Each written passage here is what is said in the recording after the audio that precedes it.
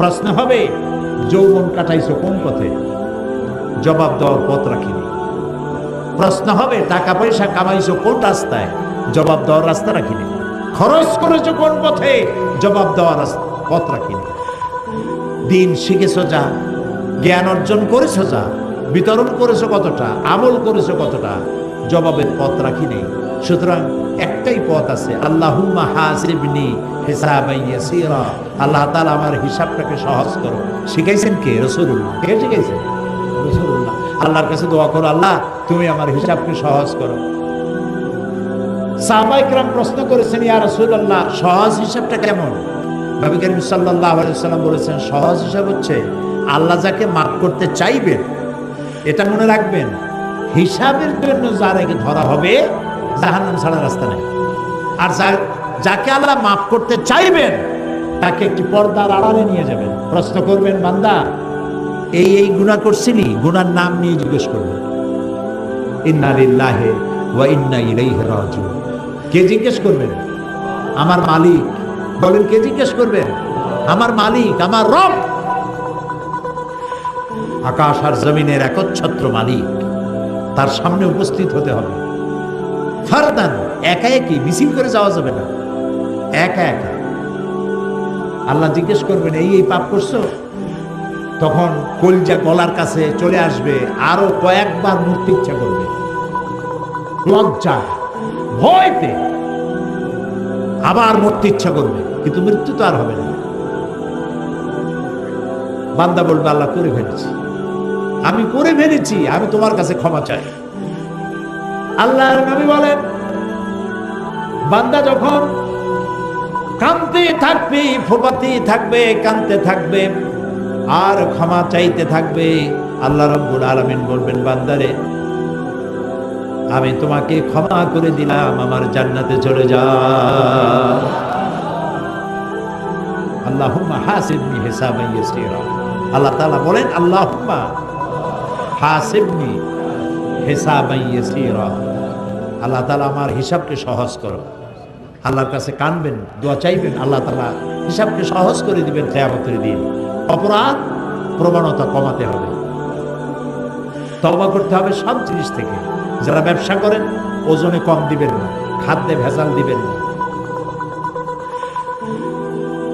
মিথ্যা কথা বলবেন না। তৈরি হয়েছে বাংলাদেশে, বলতেছে জাপানি, বলেন এরকম দরকারটা কি? যেটুকু লাভ হয় এটুকুনি বরকত হবে। মিথ্যা কথা বলবেন না, ঘুষ খাবেন না। সরকার আপনাকে চাকরি দিছে,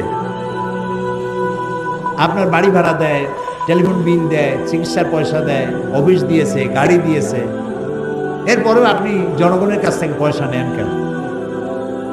সন্ত্রাসী কি শুধু বলা হয় যারা পিস্তল পিঠের উপরে বা বুকের উপরে পিস্তল ঠেকাইয়া যারা চাঁদাবাজি করে তারাই কি শুধু সন্ত্রাসী?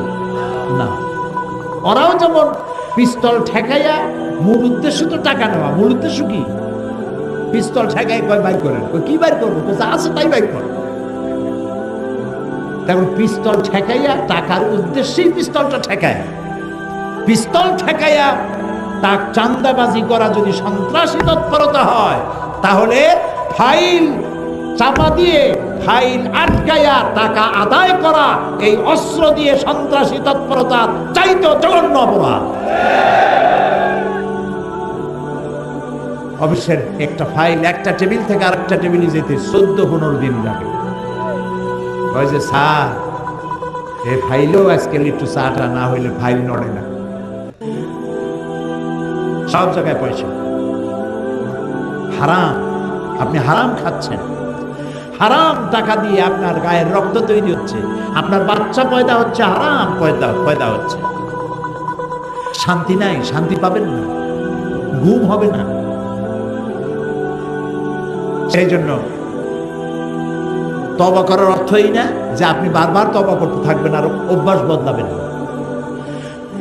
কি বদলাইতে হবে বলেন তো? অভ্যাস বদলাইতে হবে। জমিনের আইল ফেলবেন না। এই শহরে, সিলেট শহর ভালো, ঢাকায় খুলনায় দেখছি 1 বিঘা জমির জন্য সুপ্রিম কোর্ট পর্যন্ত দৌড়ায়।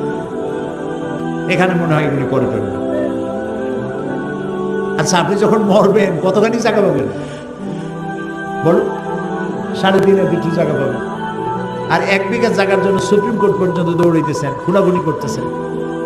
আহারে কি বদবখতি!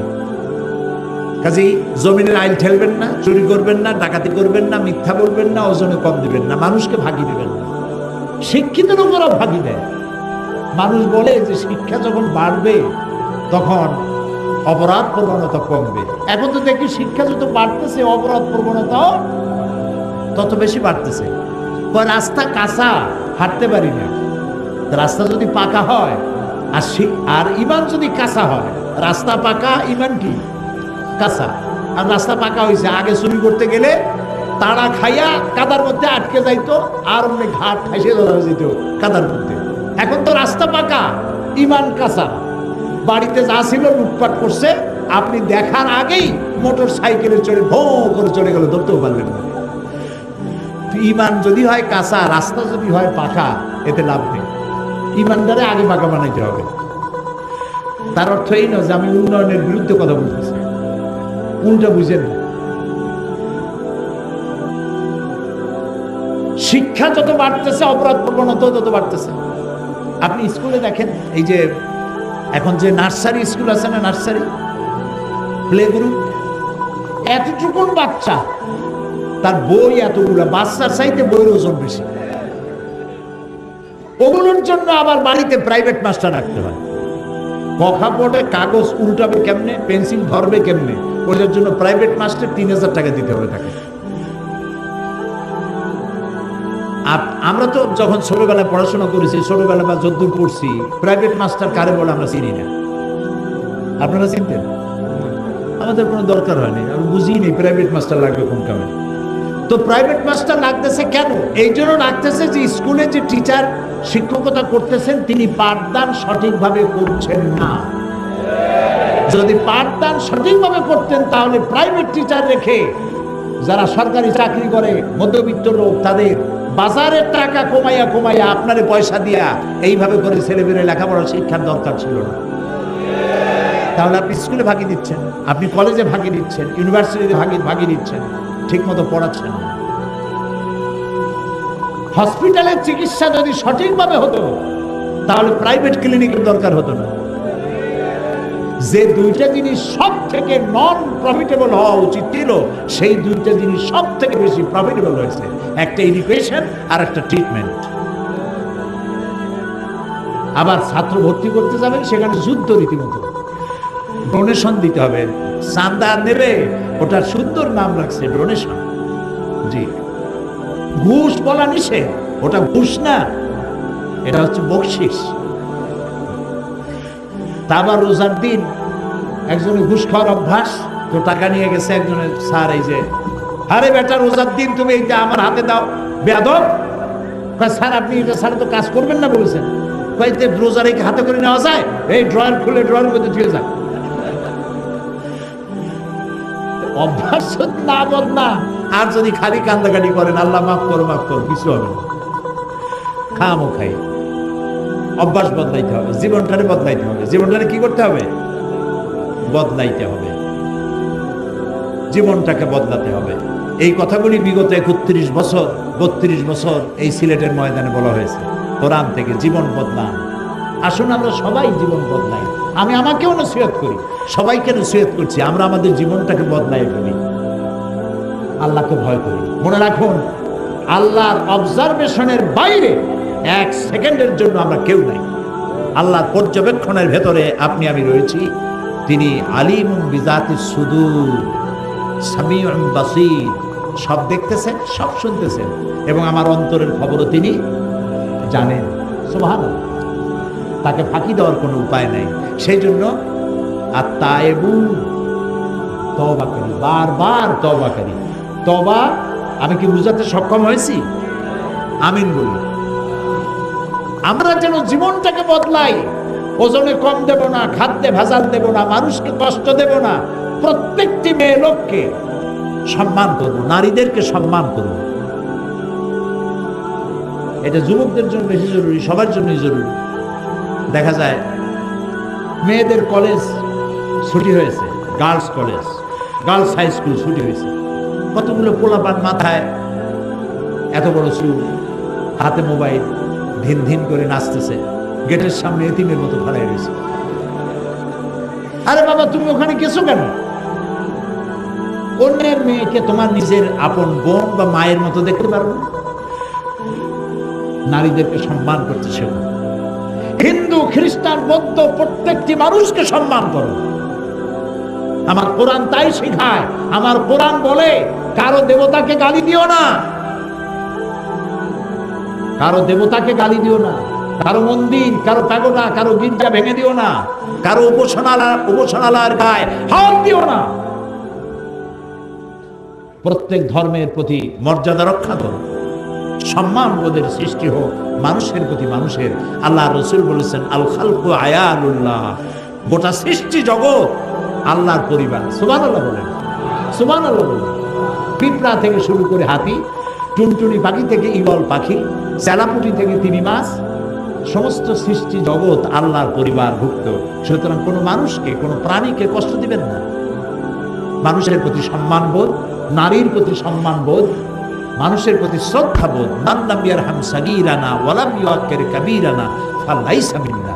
রাসূলুল্লাহ বলেছেন, যে ব্যক্তি বয়স্কদেরকে সম্মান করে না, ছোটদেরকে স্নেহ করে না, সে আমার দলভুক্ত নয়, আমার উম্মত নয়। সোজা কথা। আমরা কি ছোটদেরকে স্নেহ করতে পারছি? না, পারিনি। মসজিদের মধ্যে বাচ্চা দেখলি, ভাই এই দুধ দুধ দুধ। আরে ভাই, ওটা তো কোনো বিশেষ প্রাণীর বাচ্চা না, ওটা তো মানুষের বাচ্চা।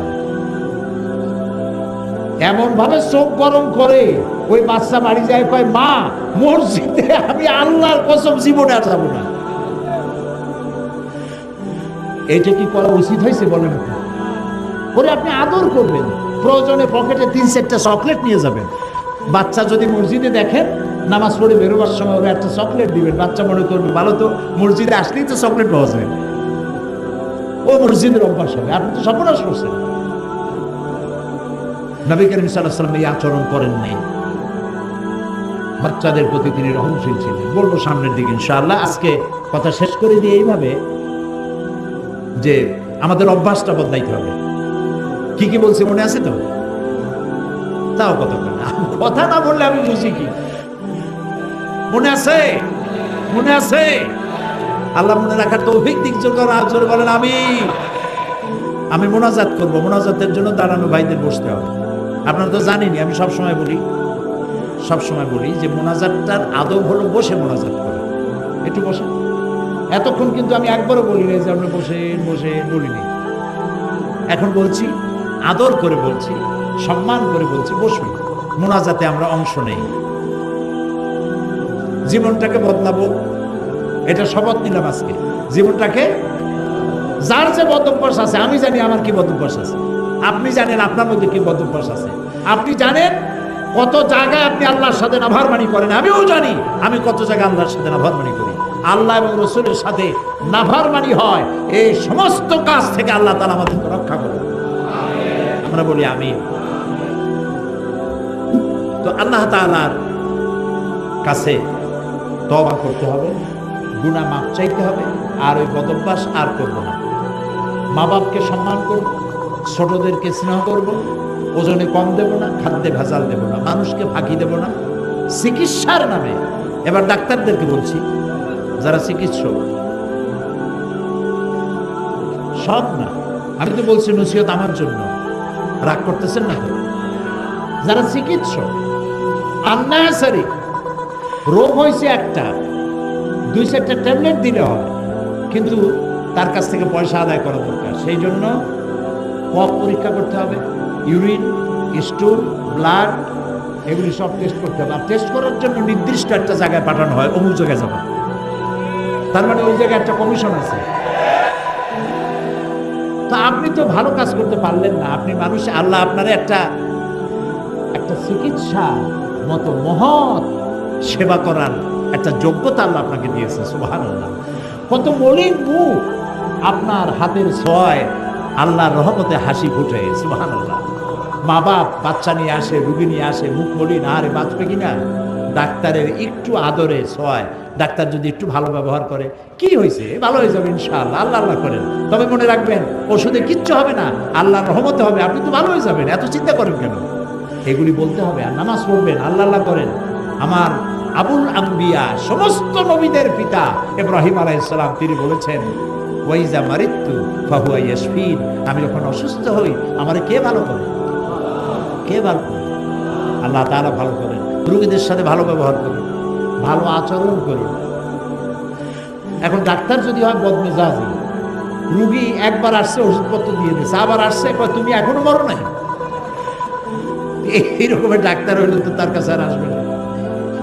মেজাজটা ভালো করতে হবে। প্রয়োজনের অতিরিক্ত টেস্ট দেওয়ার দরকার নাই, প্রয়োজনের অতিরিক্ত ওষুধ দেওয়ার দরকার নাই। আমি এক ডাক্তারকে জানি, যে ডাক্তারের মাথার উপরে লিখে রাখছে, আমি নাম বলবো না, তাহলে আপনারা সবাই তারে ওখানে যে ভিড় করবেন। তার মাথার উপরে লিখে রাখছে, আপনার যদি পয়সা কড়ির কোনো সমস্যা থাকে, অভাব থাকে, আমাকে বলতে লজ্জাবোধ করবেন না, আলহামদুলিল্লাহ বলবেন। আপনি যদি ডেলি একটা দুইটা রুগী ফ্রি দেখেন, আপনি কি না খাই মরবেন? দুইটা গরিব মানুষকে প্রতিদিন যদি ফ্রি দেখেন, সুবহানাল্লাহ, ওই লোকটা খুশি হবে, আল্লাহ আপনার ইনকামে বরকত দিয়ে দেবেন। শিক্ষক বললাম, ডাক্তার বললাম, আর আমার সম্প্রদায় যারা আলেম ওলামা আছেন, আমি তো আলেমদের পর্যায়ে পড়ি না, আমি তো একজন আপনাদের মতো তালিবে ইলম। তারাও মানুষকে উপদেশ দিবেন, নিজেও উপদেশটা নিজেও পালন করবেন, এবং কোনো কিছুর বিনিময় নয়, উদ্দেশ্য থাকবে আল্লাহর রহমত কামনা করা এবং মানুষকে হেদায়েত করা, এটাই থাকবে উদ্দেশ্য। কোরআন বুঝানো থাকবে উদ্দেশ্য। কোরআন বুঝাই নাই বলেই এই জাতি মুসিবতে পড়েছে। এক সময় ছিল যখন প্রত্যেক বাড়ি বাড়ি কোরআন শরীফ তেলাওয়াত হতো, ঠিক কিনা বলেন? বুড়া মানুষেরা বলেন, প্রত্যেক বাড়ি বাড়ি। আমার আব্বা আমাকে বলতেন ছোটবেলায়, আমি যেখানে থাকতাম, বলতেন যে এরকম আওয়াজে পড়বা, আমি যেন আমার রুমের থেকে শুনতে পারি, ফজরের পরে এর আওয়াজে পড়বা, আমি যেন শুনতে পারি তুমি তেলাওয়াত করতেছো। তার মানে আমি যেন না ঘুমাই, তেলাওয়াত পড়া বাধ্যতামূলক প্রত্যেক মুসলমানের বাড়ি। এখন সেই তেলাওয়াত নাই। আমি কি সত্য বললাম? সেই তেলাওয়াত নাই, সেই কোরআন শরীফ শেখারও মত নাই। রাত 12টা 1টা 2টা পর্যন্ত ডিশ এন্টিনার মাধ্যমে টিভি দেখা, বাচ্চা ঘুমায় পড়ে। আর সকালবেলা উঠেই যত প্লে গ্রুপ, নার্সারি গ্রুপের ছাত্র আছে, সকাল 6:30টায় 7টার সময় স্কুল, বড়দের ক্লাস 11টায়, ছোটদের ক্লাস সকাল 7টায়। বাচ্চা কাঁদতে কাঁদতে স্কুলে যায়। তার মানে সেজন্য কোরআন শরীফ পড়ার সময় না পায়। আবার প্রস্তাব উঠেছে কোরআন শরীফ এই ধর্ম, এটা ঐচ্ছিক করা হবে, বাধ্যতামূলক করা হবে না। ওই যে মাওলানা আবু তাইব সাদপুরি সাহেব বলেছেন, ক্লাস 9-এ গিয়ে সে কি করবে? ক্লাস 8 পড়ার পর তো আর আলহামদুলিল্লাহ পড়ার কথা মনে থাকবে। তো মরার সময় মানুষ যখন মরবে, তখন কোরআন শরীফ পড়ার জন্য মৌলবীদের ডাকা হয়। ছেলেটি কি ডাকে? ডাকে। মৌলবী সাহেবরা ওই মরা লাশের কাছে গিয়ে কোরআন শরীফ পড়ে। আপনি আমারে বুঝান, এই মরা মানুষটা কি শুনতেছে তেলাওয়াত? শুনতেছে? কোরআন কি বলে? কোরআন কি বলে? মরা মানুষের শুনতেছে কোরআন? শুনতে পাচ্ছে না, কেন শোনাচ্ছেন? কেন মৌলবী সাহেবকে ডাকছেন মরা মানুষকে কোরআন শোনাইতে? আর এখন যদি মৌলবী সাহেবরা এই চিন্তা করে ওখানে যান যে 1000 টাকা দিলে ভাগে পাবো কত, আমি বিনীতভাবে মাপ চাই, আমার উপর রাগ করবেন না। ওনারা যদি এই ভাগের চিন্তা করেন, 1000 টাকা দিলে ভাগে পড়বে 50 টাকা, এই চিন্তা যদি করেন, তেলাওয়াতে কোনো সওয়াব হয় নাই। সওয়াব যখন হয় নাই, তখন মুদ্দারে পাবে কি? এক মৌলবী সাহেবের দাওয়াত দিয়েছে এক জায়গায় মিলাদ শরীফ পড়বার জন্য। মিলাদ শরীফ পড়িয়া এরপরে তিনি দোয়া করতেছেন, আল্লাহ তাআলা এই যে মিলাদ শরীফ পড়লাম, আদম আলাইহিস সালামের দাও, নূহ আলাইহিস সালামের দাও, ইব্রাহিম আলাইহিস সালাম, সমস্ত নবীদের দাও, সাহাবীদের দাও, আলেমদের দাও, মুমিন মুমিনাত সবারই দাও, দিয়া তারপরে বাড়িওয়ালার বাপের নাম কইছে যে আল্লাহ তার বাপের দাও। এখন মিলাদ পড়া মোনাজাত শেষ, কই চিনি টিনি কই, কোন কিছু খাওয়াবেন না? কই কি খাওয়াবো? এক খতম বলে শরীফ পড়ি, আদম থেকে শুরু করে এই পর্যন্ত সবাইরে তুমি দিছো, আমার বাপে ভাগে পাইছে কি? কাজে যে সব বাঁচানো দিছো ওইখানে যে খাও, আমি খাওয়াবো না। এখন কোরআন শরীফ নিজে শেখেন নাই, আহারে মরলে পরে কোরআন শুনিয়া লাভ নাই। রাসূলুল্লাহ বলেছেন, মুমূর্ষ অবস্থায় কোন মুমূর্ষ রোগীর পাশে বসে কেউ যদি সূরা ইয়াসিন পড়ে, আল্লাহ রাব্বুল আলামিন তার মৃত্যুর আযাবকে কমায় দিবেন। সেটা তো করলো না আপনার ছেলে, পড়তে তো জানে না, পড়ার নাই তো। ছেলে পড়তে জানে না, মেয়ে পড়তে জানে না, তারা কাঁদতেছে, ছেলেও কান্দে, মেয়েও কান্দে, বাবু কান্দে, মায়ও কান্দে, সবাই কান্দে, কান্দে লাভটা কি? কোনো লাভ নেই। আহারে জানাজা ওই কোরআন শরীফ পড়াইলেন তাও ভাড়া করিয়া, জানাজা পড়াইলেন একজন ইমাম সাহেবরে দিয়া, আপনার ছেলে আপনার জানাজা পড়াইতে পারলো না। আপনি মুদ্রার ফাঁকি দিচ্ছেন, আপনিও ফাঁকিতে পড়ছেন। যত জানাজা পড়ছেন সমস্ত জানাজায় দোয়া জানেন না। কথা কি ঠিক বলছি? আল্লাহু আকবার বলার পরে, প্রথম আল্লাহু আকবার বলার পরে কি দোয়া করতে হয়, তারপরে এটা কি পড়তে হয়, তারপরে এটা কি পড়তে হয়, যদি বলি কয়জনে জানেন হাত উঁচা করেন, তাহলে হাত কি কম উঠবে না বেশি উঠবে? কম উঠবে, সেই জন্য উঠাইতে বললাম না। আপনি মুদ্রারে ফাঁকি দিচ্ছেন না, এই ফাঁকিতে আপনি নিজেও পড়বেন, আপনার জানাজাও এরকম ফাঁকি মার্কা জানাজা হয়ে যাবে। নাউযুবিল্লাহি মিন যালিক। কোরআন শরীফ শিখুন, কোরআন শরীফ শিখুন, বাচ্চাদেরকে কোরআন শরীফ শিখান। আরো কত অবহেলা!